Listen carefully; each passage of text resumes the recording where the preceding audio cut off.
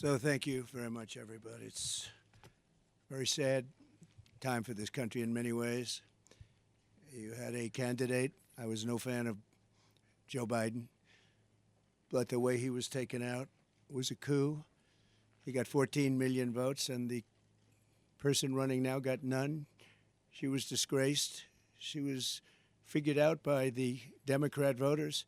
She never made it to Iowa. She was the first one out of approximately 22 people that were running for the Democrat nomination. She never even made it to Iowa.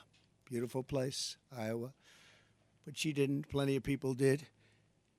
And Biden got 14 million votes. She got no votes, and now she's running against us. The good news is I think we're winning in the polls based on what I'm seeing.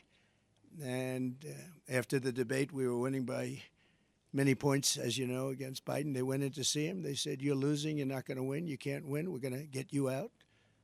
It was a coup of an American president, and it was done with anger, and he's more angry than anybody.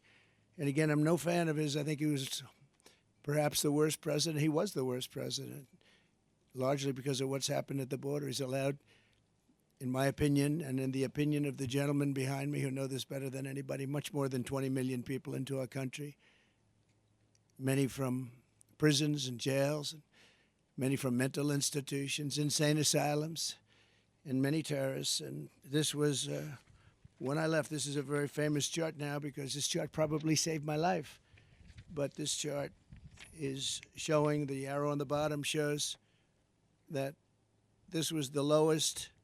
This was the last week in office for me because of a horrible, horrible election where I got many millions more votes than I got the first time, but didn't quite make it, just a little bit short.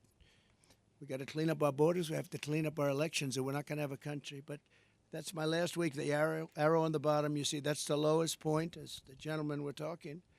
That's the lowest point in the recorded history of the border. This was done by Border Patrol. This wasn't done by Trump.